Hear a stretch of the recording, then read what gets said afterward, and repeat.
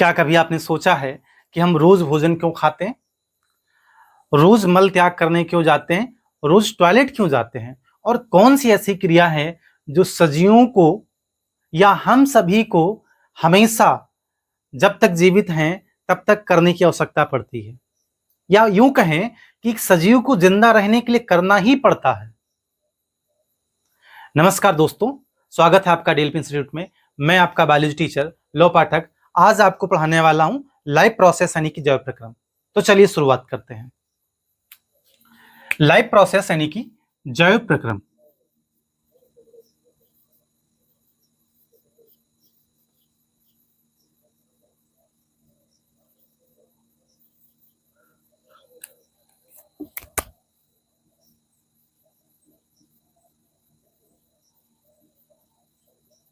Life process में वह सभी क्रियाएं आती हैं जो एक सजीव को जिंदा रहने के लिए आवश्यक है। यूं कहें कि ऐसी क्रियाएं जो एक सजीव को जीवित रहने के लिए नितांत आवश्यक है, यानी आवश्यक ही आवश्यक है। The process which is necessary to maintain life is known as life process. तो इसमें कौन कौन सी क्रियाएं आएंगी? जो पहली क्रिया है लाइफ प्रोसेस में उसे कहते हैं पोषण। पोषण यानी कि न्यूट्रिशन। क्या है? न्यूट्रिशन।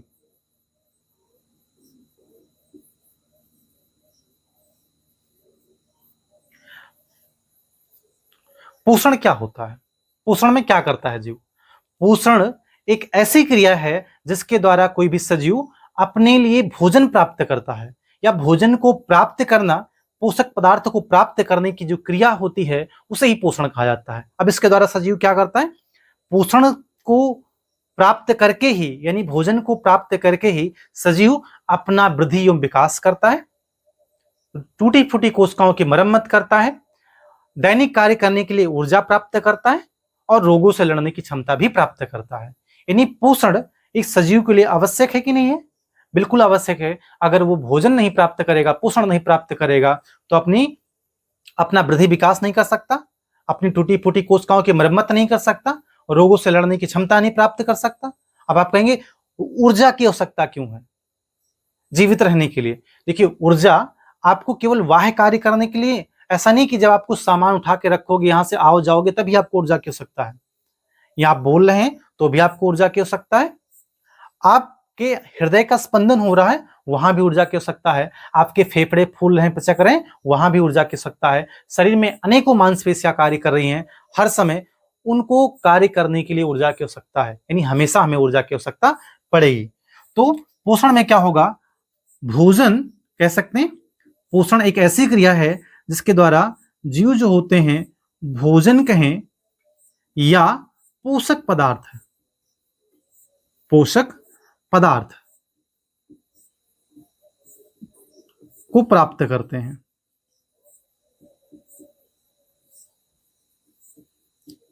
यानी इसके द्वारा ही सजीव क्या करते हैं? अपना भोजन प्राप्त करते हैं, पोषक पदार्थ प्राप्त करते हैं। जो दूसरी क्रिया है वो है श्वसन। श्वसन यानी कि इसे कहते हैं रेस्पायरेशन। रेस्पायरेशन। रेस्पायरेशन क्या है? श्वसन क्या है?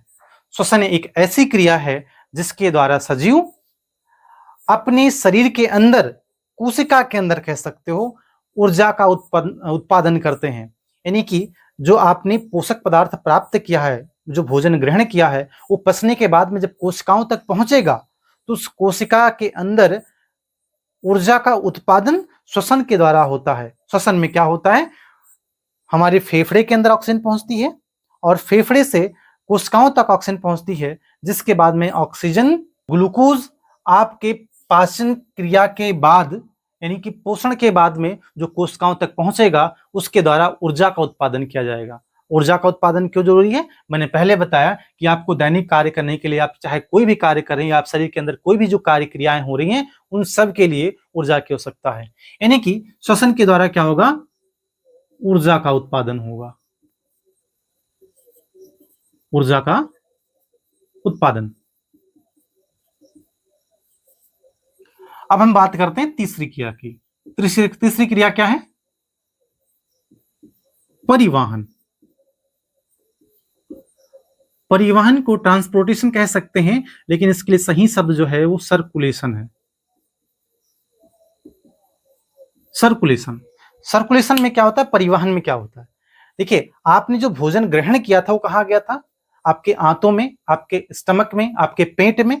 अब वो एब्जॉर्ब होकर के पूरे शरीर तक, शरीर के सभी कोशिकाओं तक, सभी अंगों तक पहुंचना है। तो उसको पहुंचाने की जो क्रिया है वो सर्कुलेशन के द्वारा, परिवहन के द्वारा संपन्न हुई। आपने जो श्वसन लिया वो ऑक्सीजन फेफड़े तक पहुंची, और फेफड़े के बाद में कोशिकाओं तक तभी पहुंचेगी जब कोई ना कोई उसका माध्यम होगा। तो उसका माध्यम कौन बनता है? परिवहन बनता है। तो परिवहन के द्वारा क्या होता है, जो विभिन्न प्रकार के पदार्थ होते हैं एक स्थान से दूसरे स्थान पर जाते हैं, और वहां से हो सकता है कोई दूसरा पदार्थ आता हो। जैसे कोशिकाओं तक ऑक्सीजन पहुंचता है, और वहां से जो कार्बन डाइऑक्साइड उत्पन्न होता है उसको वहां से ले आकर के फेफड़े तक पहुंचाया जाता है। तो परिवहन में क्या होगा, विभिन्न प्रकार के पदार्थों को लेकर आया जाएगा और ले जाया जाएगा। तो कह सकते हैं आप विभिन्न प्रकार के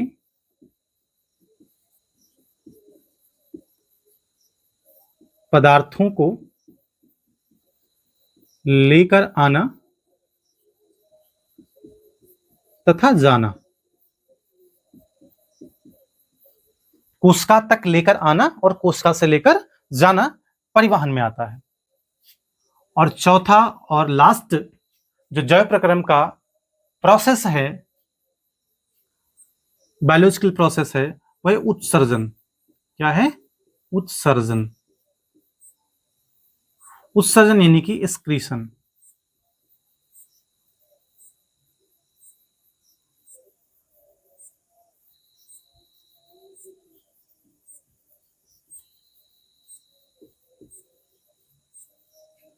एक्सक्रीशन में क्या होता है? उत्सर्जन क्या है? उत्सर्जन एक ऐसी क्रिया है जिसके द्वारा शरीर में उत्पन्न विभिन्न प्रकार के जो अपशिष्ट पदार्थ हैं उनको शरीर से बाहर निकाला जाएगा।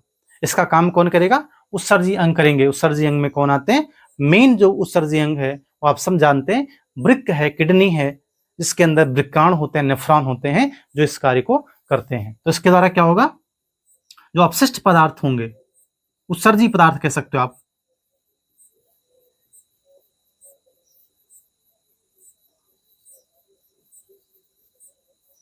अपशिष्ट पदार्थ या अपशिष्ट पदार्थों को क्या किया जाएगा? शरीर से बाहर निकाला जाएगा। शरीर से बाहर निकाला जाएगा।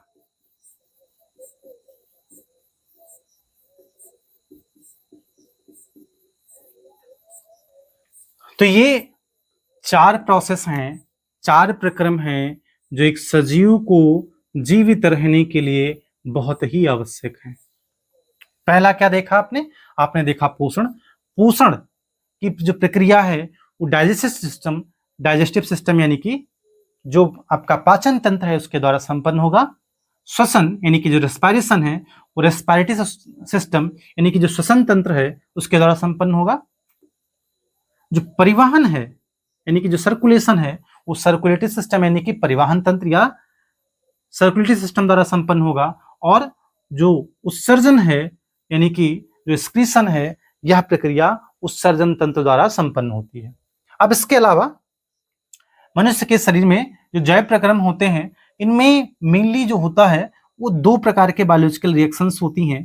जो पहली रिएक्शन है, अभिक्रियाएं हैं, मैं कहूँ ये हैं जैव अभिक्रियाएं, बायोकेमिकल रिएक्शन कह सकते हैं इनको।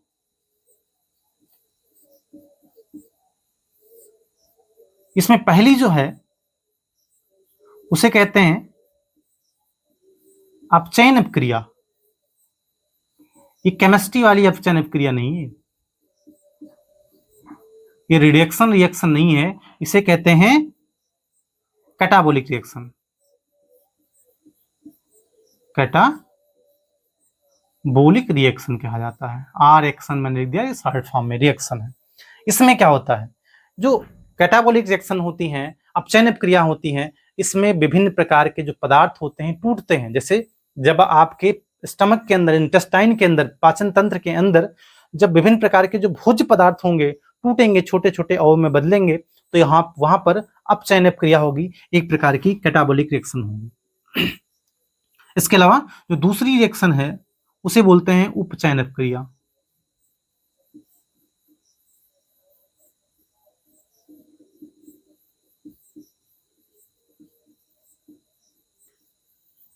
उपचयन क्रिया में इसे बोलते हैं एनाबॉलिक रिएक्शन।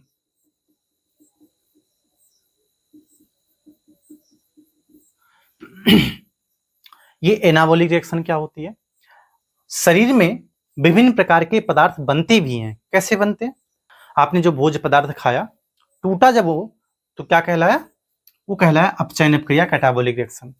लेकिन जब कोशिकाओं तक पहुंचा, जो अमीनो एसिड पहुंचा, उससे दोबारा प्रोटीन का निर्माण होगा, तो वहां पर जो नई प्रोटीन बनेगी वो उपचयन अवक्रिया के फलस्वरूप बनेगी, इसलिए उसे बोला जाएगा एनाबॉलिक रिएक्शन। आपके कोशिका के अंदर जो ग्लूकोज था वो टूट करके एटीपी, CO2 और H2 में बदला, तो क्या हुआ? कैटाबॉलिक रिएक्शन हुई। यानी कि जो काटी जाए क्रिया, कह सकते हो खंडों खंडों बांटी जाए, ऐसे मान सकते हो आप, उसे कहते हैं अपचयन क्रिया। लेकिन जब CO2 और H2O मिल करके ग्लूकोज का निर्माण करते हैं प्रकाश संश्लेषण के अंदर, तब उसे हम बोलते हैं एनाबॉलिक रिएक्शन या उपचयन क्रिया।